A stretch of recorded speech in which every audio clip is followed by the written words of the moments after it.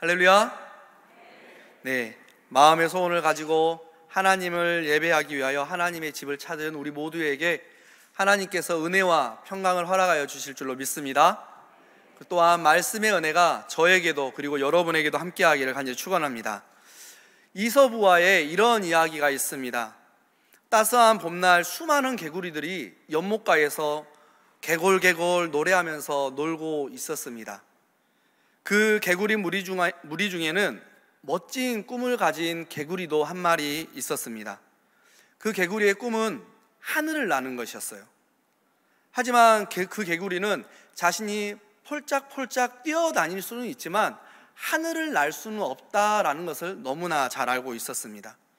그렇지만 그 개구리는 하늘을 나는 꿈을 버리지 않았습니다. 어떻게 하면 하늘을 날 수 있을까?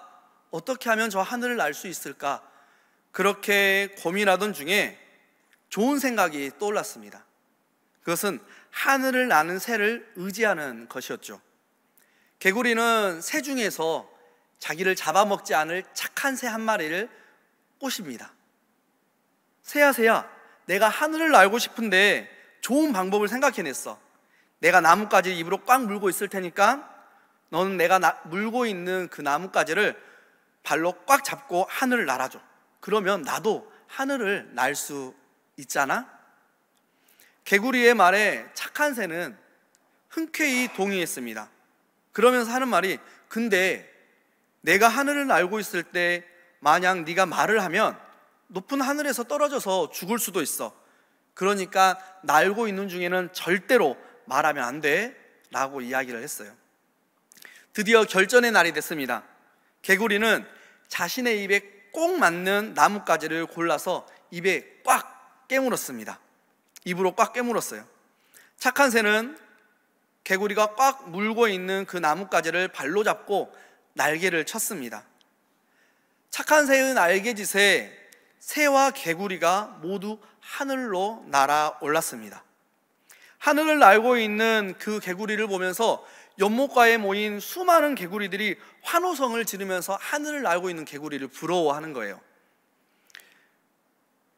연못의 수많은 개구리들의 그 환호성을 들은 하늘을 날고 있는 개구리가 이 묘안을 생각하는 것이 바로 자신이다, 내 아이디어로 하늘을 날고 있다라고 자랑하고 싶은 마음이 들었습니다. 그런데 말을 하면 하늘에서 떨어져서 죽을 수도 있다라고 했잖아요. 그래서 말을 하지 않고 꾹 입을 다물고 있는 거예요. 그렇게 하늘을 계속 날고 있는데 아래에 있는 연못가의 개구리들의 환호성이 더 커지는 겁니다. 박수 소리도 더 커지는 거예요. 그 소리를 듣고 있던 하늘을 날고 있는 그 개구리 마음에 더 이상 이 아이디어의 창안자가 누구인지 밝히지 않으면 안 되겠다라는 마음이 딱 들었습니다. 그래서 하늘을 날고 있던 개구리가 내가! 라고 말을 했어요. 그리고 그 순간 하늘에서 떨어지게 되었습니다. 사람은요, 누구나 자기 자신이 성취하고 이룩한 것을 자랑하고 싶은 마음이 있습니다. 그런데 우리가 기억해야 할 것은 그 계획과 성취는 우리의 삶을 이끄시는 하나님, 그 하나님께서 주관하시고 계획하신 그 계획하심 안에서 이루어진다라는 것을 우리가 기억하고 믿어야 할 줄로 믿습니다. 우리가 이 사실을 망각하고 하나님이 아닌 자기 자신만 드러낸다면 하늘에서 떨어진 개구리와 같은 결과가 우리에게 있을지도 모르겠습니다. 우리가 그렇게 되지 않기 위해 매사에 우리의 모든 행사가 우리를 이끄시는 하나님의 계획을 따른다라는 것을 우리가 기억할 수 있기를 주님의 이름으로 간절히 권면드립니다. 기원전 6세기에 아수르와 이집트를 능가하는 강대국이 출현했는데 그 강대국의 이름이 바로 바벨론이라는 나라였습니다. 그리고 오늘 우리가 함께 살펴보고 있는 본문, 이 다니엘서의 본문이 이 바벨론 제국을 배경으로 하고 있습니다. 바벨론이 아수르와 이집트를 격퇴하고 남유다 왕국을 정복했어요. 그리고 정복한 남유다의 지도층, 그리고 전문직 계층의 사람들을 바벨론 자기 나라로 포로로 끌고 갑니다. 다니엘도 그 포로 중 한 사람이었던 건 여러분 기억하십니까? 여기서 잠깐 여러분에게 질문을 하나 하겠는데요. 구약 성경은 어떤 언어로 쓰여져 있을까요? 그렇죠. 히브리어로 기록이 되어져 있습니다. 그런데 우리가 오늘 살펴보고자 하는 이 다니엘서 4장은 히브리어로 기록이 되어져 있지 않아요. 아람어로 기록이 되어져 있습니다.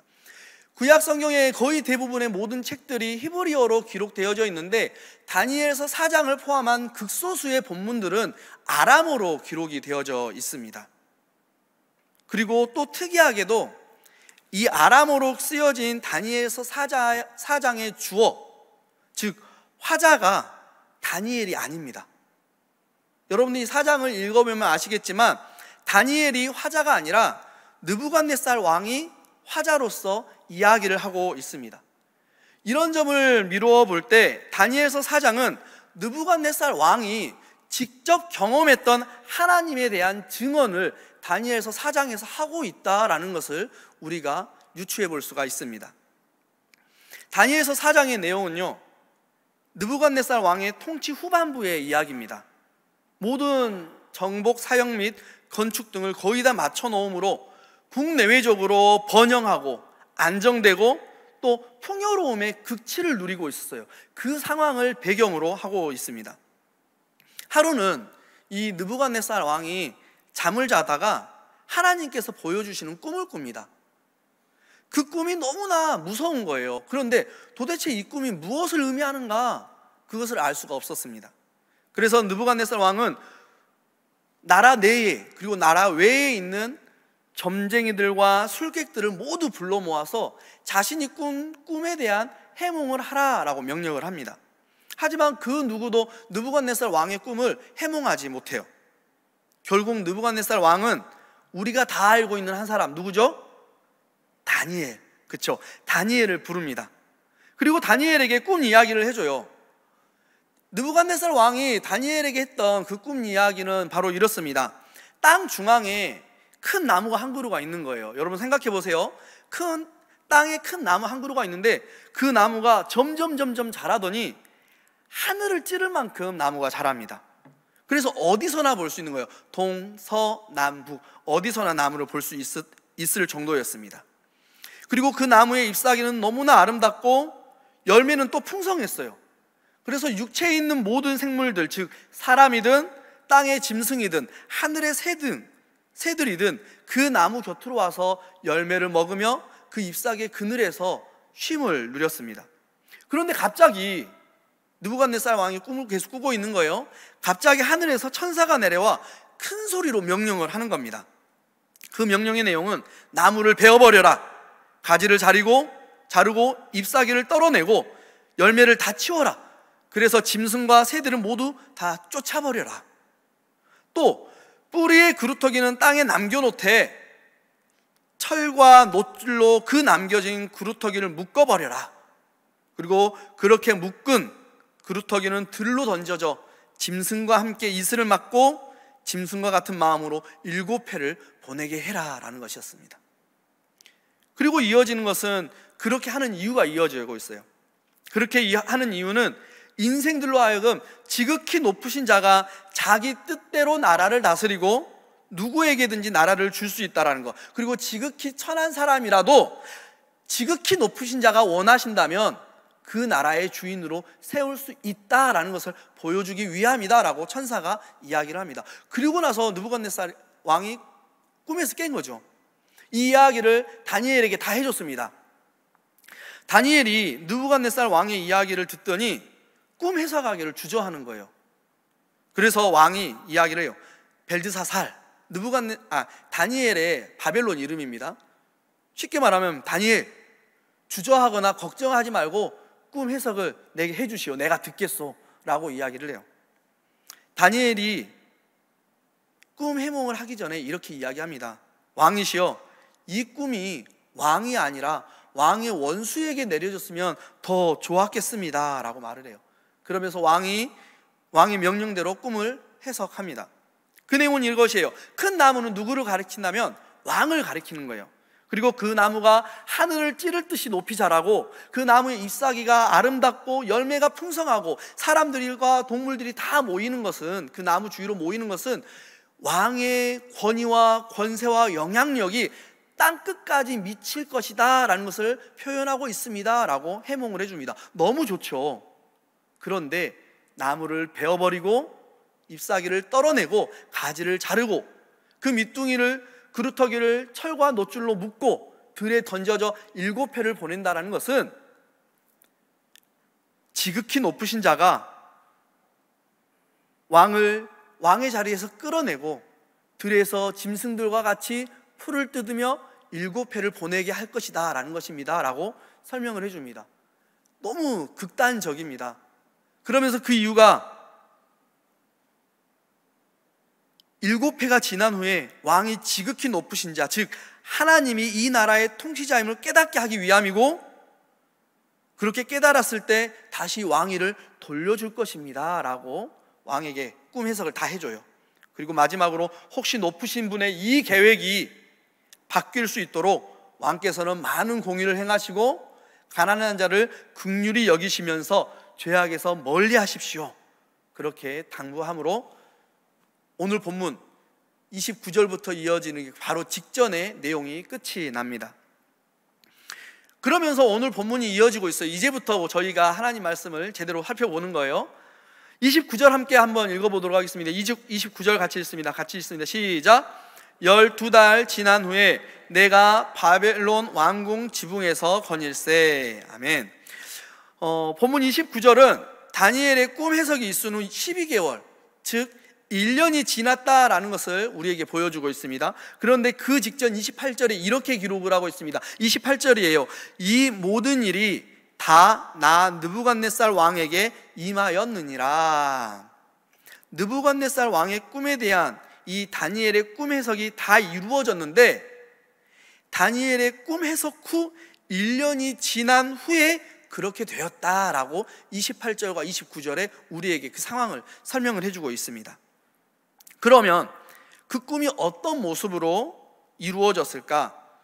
오늘 본문을 포함한 내용을 잠깐 다시 한번 또 설명을 해드리겠습니다. 느부갓네살 왕이 꿈을 꾸고 다니엘의 꿈 해석을 들은 지 1년이 되었습니다. 1년이 어느새 지났어요. 왕이 왕의 궁정 옥상에서 바벨론 시내를, 그 도성을 바라보는 겁니다. 그런데 그 바라보고 있는 바벨론의 도성이 너무나 뿌듯했나 봐요. 옥상에서 바벨론 제국을 바라보면서 느부갓네살 왕이 이렇게 이야기해요. 이 바벨론은 내가 내 능력, 내 권세로 건설하고 도성으로 삼았는데 이 얼마나 멋있는가. 이 바벨론 도성이 내 위엄의 영광을 잘 드러내고 있지는 않은가 라고 하면서 이야기를 합니다. 그렇게 말하고 있는데 느부갓네살 왕의 이야기가 채 끝나기도 전에 하늘에서 소리가 들려요. 느부갓네살 왕아, 내가 너에게 선언한다. 왕위가 너에게서 지금 떠났다. 너는 사람들에게 쫓겨나고 들짐승과 함께 살면서 소처럼 풀을 뜯을 것이다. 그렇게 7회를 지낸 후에야 내가 가장 높으신 분이 나라의 진정한 통치자이며 그의 뜻에 맞는 사람에게 이 나라를 준다라는 것을 너희가 알게 될 것이다. 그렇게 하늘에서 소리가 들리는 순간 그 말이 느부갓네살 왕에게 이루어집니다. 정말로 1년 전 자신의 꿈을 해석해 주었던 다니엘의 이야기대로 느부갓네살 왕이 왕위를 빼앗깁니다. 그리고 사람들에게 쫓겨나서 들로 도망을 가요. 들에 살면서 소처럼 풀도 뜯어먹고 짐승과 다를 바 없는 모습으로 시간을 보냅니다. 시쳇말로 하면 짐승의 마음을 가진 미친 사람이 되었다라는 거죠. 여기까지가 우리가 함께 읽은 본문의 이야기입니다. 우리는 이 느부갓네살 왕이 증언하고 있는 이 다니엘 4장을 통해서 하나님의 계획, 하나님의 예언은 시간이 흐를지라도 한치 오차도 없이 이루어진다는 것을 볼 수 있습니다. 사랑하는 성도 여러분, 하나님께서 여러분에게 약속해 준 게 있으십니까? 지금 당장 이루어지지 않은 것이랄지라도 시간이 지나면 하나님께서 반드시 한치 오차도 없이 이루실 줄로 믿습니다. 우리가 그 하나님을 신뢰하기를 주님의 이름으로 축원합니다. 그렇다면 느부갓네살 왕에게는 사실 저주였잖아요. 이 하나님의 저주 계획, 이 계획을 바꿀 수 있는 방법이 느부갓네살 왕에게는 있었을까요? 있었죠. 그 방법을 다니엘이 꿈을 해석할 당시 느부갓네살 왕에게 설명을 해줬습니다. 본문 27절, 4장 27절 같이 한번 읽어볼까요? 같이 읽습니다. 시작. 그런즉 왕이여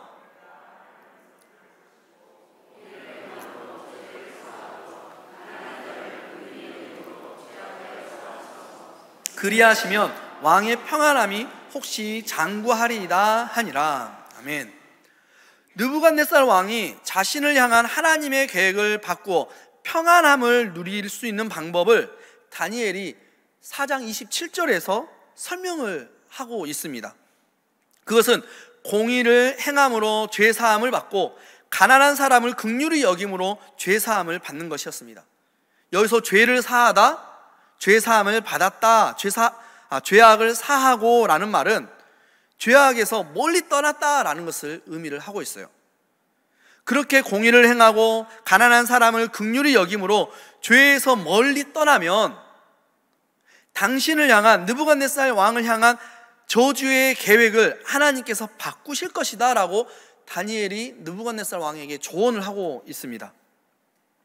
그런데 느부갓네살 왕을 향한 하나님의 계획은 바뀌지 않았습니다. 그렇죠?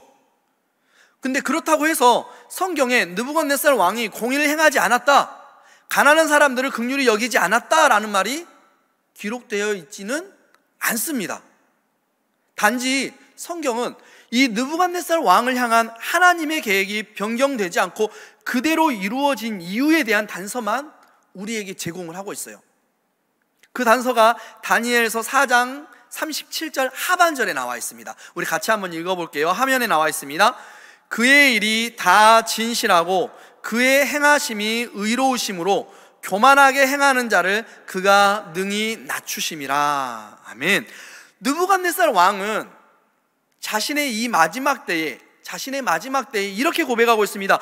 교만하게 행하는 자를 그가, 즉 하나님이 능히 낮추신다, 겸손하게 하신다라고 이야기를 하고 있습니다. 여기서 우리가 유추해 볼 수 있는 것은 느부갓네살 왕이 큰 제국을 이루고 엄청나게 멋있는 건축물도 만들고 바벨론이라는 큰 도성을 만들면서 교만에 빠졌다라는 거예요. 교만해졌다라는 것입니다. 그렇게 교만에 빠지고 교만해지자 자신의 공로를 칭찬하고 있는 동안 공의를 행하는 것이나 가난한 사람들을 긍휼히 여기는 일은 까마득하게 잊고 있었다라는 거죠. 그리고 그로 인해 하나님의 계획은 바뀌지 않고 오늘 본문에서 그 계획이 성취되어지는 모습을 우리가 보고 있는 것입니다. 즉 오늘 느부갓네살 왕이 당하는 어려움, 즉 하나님의 징벌은 그의 교만 때문이다라는 것을 우리가 본문을 통해서 살펴볼 수가 있습니다. 교만, 영어의 프라이드, 에러건스라는 단어를 번역한 말이죠. 헬라어의 휘페레파니아, 히브리어의 가온, 룸, 살랄, 나사라는 단어 등을 번역한 말이 교만이라는 단어입니다. 이 교만을 성경 구절로 찾아봤는데요, 총 132개의 성경 구절이 있습니다. 그리고 이 132개의 성경 구절에 기록된 교만은 하나도 빠짐없이 부정적인 용도로 쓰이고 있어요. 그리고 그리스도교에서 규정하는 죄의 근원이면서 동시에 죄의 표상으로 그려지는 7대 죄악이 있거든요. 이 7대 죄악 중에 가장 앞자리를 차지하고 있는 게 교만입니다. 그만큼 기독교에서는 이 교만이라는 죄를 아주 큰 죄로 다루고 있어요. 그렇다면 여러분은 교만을 무엇이라고 정의하시겠습니까? 교만에 대해 사전적인 의미가 무엇이라고 나와 있냐면요, 잘난 체하며 겸손하지 않고 방자히 행함이다 라고 나와 있습니다. 조금 더 쉽게 이야기하면 자신의 능력을 과시하며 자기를 최고로 자랑하는 행위, 이게 바로 교만이다라고 사전이 정의를 하고 있어요. 그러면 오늘 우리가 느부갓네살 왕을 통해서 발견할 수 있는 교만의 정체는 무엇일까요? 느부갓네살 왕은 교만을 무엇이라고 우리에게 가르쳐주고 있습니까? 본문 29절과 30절 말씀 같이 한번 읽어보겠습니다. 29절과 30절입니다. 12달이 지난 후에 내가 바벨론 왕궁 지붕에서 거닐세 나 왕이 말하여 이르되 이 큰 바벨론은 내가 능력과 권세로 건설하여 나의 도성으로 삼고 이것으로 내 위엄의 영광을 나타낸 것이 아니냐 하였더니, 29절과 30절에서 우리가 발견할 수 있는 교만의 정체는 자기 위에 아무도 없다고 생각하는 것입니다. 바벨론 왕궁의 지붕은요, 바벨론에서 가장 높은 곳입니다. 더 이상 위를 바라보지 않아도 되는 자리죠. 느부갓네살 왕이 바벨론에서 가장 높은 그 자리에 올라 도시를 내려다보며 선언하듯이 이야기합니다. 이렇게 거대하고 아름다운 바벨론은 이 도시를 완성한 나의 영광, 나의 위엄을 잘 드러내고 있구나 라고 말입니다. 이렇듯 자기 위에, 자신 위에 더 높은, 존재하는 더 높은 권위를 보지 못한, 아니 보지 않는, 그 권위를 보지 않는 느부갓네살 왕은 매우 교만했습니다. 자신 위에 존재하는 지극히 높으신 분의 그 권위를 깨닫지 못하는 것, 그래서 지극히 높으신 분의 권위와 질서에 순종하지 않는 것, 이것이 바로 느부갓네살 왕이 저에게 그리고 여러분에게 보여주는 교만이고 성경이 이야기하는 교만입니다. 그렇다면요, 교만이 자신의 힘과 능력을 자랑하고 과시함으로 지극히 높으신 분의 권위와 질서에 순종하지 않는 것, 그것만을 이야기할까요? 막 과시하는 것만 교만일까요? 교만의 또 다른 모습이 있습니다. 그것은 자기 비하입니다. 자기 비하. 나 같은 게 뭘 하겠어? 내가 역시 그렇지. 나 같은 건 존재 자체가 민폐야 라고 자기 자신을 한없이 보잘것없이 없는 것으로 여김으로써 지극히 높으신 분의 권위와 사랑에 순종하지 않는 것, 그것도 교만이에요. 생각해 보세요. 우리는 누구의 형상을 따라 지음을 받았습니까? 하나님의 형상을 따라 지음받은 존재가 저이고 자리에 앉아 계신 여러분입니다. 하나님의 형상을 따라 지음을 받았다는 것은 피조세계를 돌보고 관계를 맺고 하나님을 높이며 살아가야 하는 것을 의미합니다. 근데 그것을 포함해서 더 나아가 하나님의 형상대로 지음받은 내가 세상 무엇과도 바꿀 수 없는 존귀한 존재다라는 것을 의미하고 있어요. 여러분요, 이 자리에 앉아있는 여러분과 말씀을 전하고 있는 저는요, 하나님의 형상대로 지음을 받았기 때문에 세상에 무엇과도 바꿀 수 없는 존귀한 존재인 줄로 믿습니다. 그 증거가 성경에 기록이 되어져 있어요. 요한복음 3장 16절, 하나님이 세상을 이처럼 사랑하사 독생자를 주셨으니 이는 그를 믿는 자마다 멸망하지 않고 영생을 얻게 하려 하심이라. 하나님이 세상을, 여러분을, 저를 이처럼 사랑해서 독생자를 주셨답니다. 요한일서 4장 9절입니다. 하나님의 사랑이 우리에게 이렇게 나타난 바 되었으니 하나님이 자기의 독생자를 세상에 보내심은 그로 말미암아 우리를 살리려 하심이라. 이 외에도 성경 속에는 하나님의 형상대로 지음받은 우리를 사랑하며 존귀히 대하시는 하나님의 모습이 수도 없이 기록이 되어져 있습니다. 그만큼 저는, 그리고 여러분은 하나님께 귀한 존재라는 거죠. 그런 나를 쓸모없다, 내가 어리석다, 민폐만 끼치는 존재다, 나아가 나 같은 건 살 필요도 없다라고 여기는 건요, 이 땅에 하나님의 자녀로 복을 누리며 살아라 라고 말씀하시는 하나님의 말씀에 대적하는 교만인 줄로 믿습니다.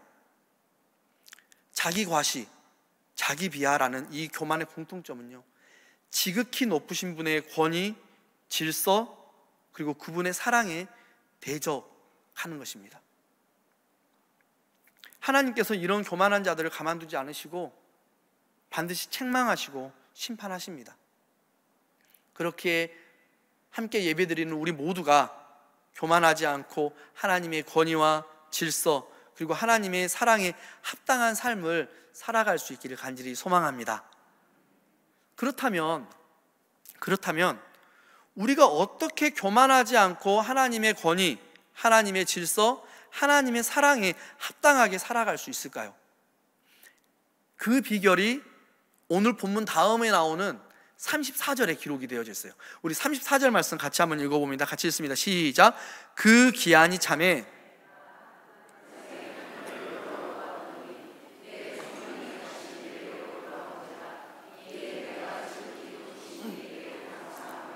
영생하시는 이를 찬양하고 경배하였나니 그 권세는 영원한 권세요 그 나라는 대대에 이르리로다. 아멘.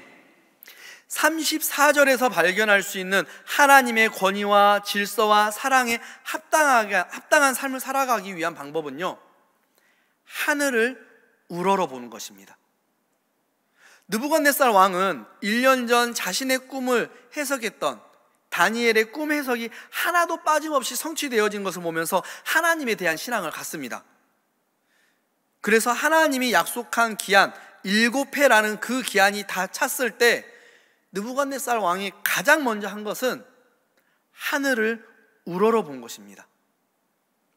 여기서 이 하늘은요, 단순히 공간의 개념이 아니라 하늘에 계시는 하나님을 의미합니다. 하나님을 우러러 보았다라는 거예요.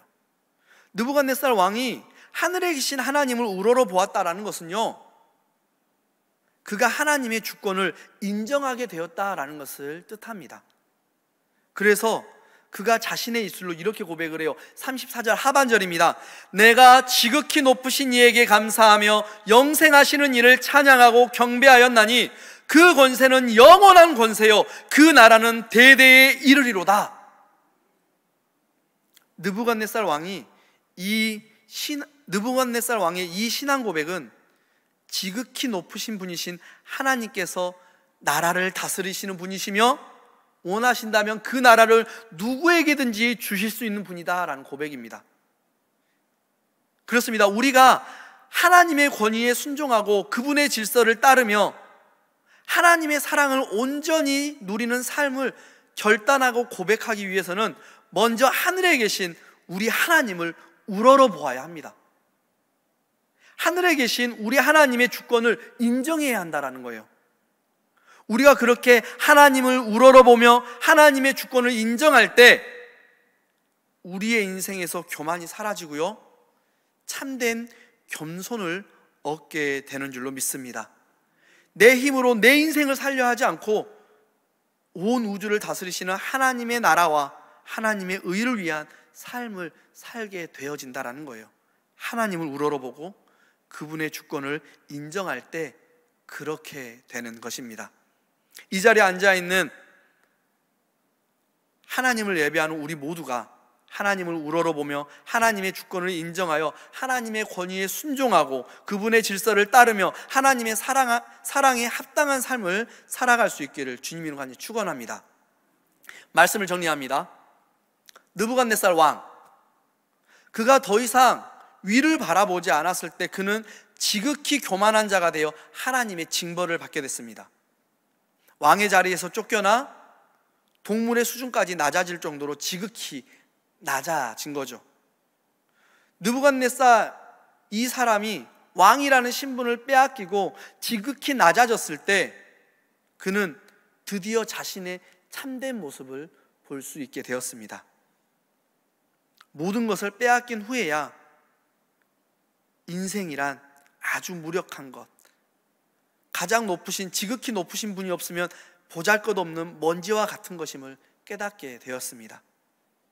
그 사실을 깨닫게 된 후에야 느부갓네살 왕은 눈을 위로하여 하나님을 우러러 보게 되었습니다. 그리고 하나님만을 바라보게 되었을 때 그는 비로소 하나님의 주권을 인정하며 하나님의 눈으로 자기 자신과 세상을 똑바로 바라볼 수 있게 되었어요. 진정으로 겸손한 사람이 된 것입니다. 그래서 그가 우리에게 이렇게 증언하고 있습니다. 다니엘서 4장 37절입니다. 그러므로 지금 나 느부갓네살은 하늘의 왕을 찬양하며 칭송하며 경배하노니 그의 일이 다 진실하고 그의 행하심이 의로우심으로 교만하게 행하는 자를 그가 능히 낮추심이라. 교만한 자를 지극히 낮추어 겸손하게 만드시는 하나님을 기억하며 하나님을 우러러 바라봄으로써 겸손히 주의 주권을 인정하고 살아가는 저와 여러분이 되시기를 주님의 이름으로 간절히 축원합니다. 기도하시겠습니다. 사랑과 은혜가 많으신 하나님, 오늘 저녁 우리로 하여금 말씀을 통해 겸손히 주님을 우러러보며 주님의 권위와 질서에 순종하고자 하는 믿음의 결단을 하게 하시니 감사합니다. 주님의 권위와 주권과 질서와 사랑을 인정하며 겸손히 하나님을 바라보는 우리 모두가 되게 하여 주시옵소서. 예수 그리스도의 이름으로 간절히 기도하옵나이다. 아멘.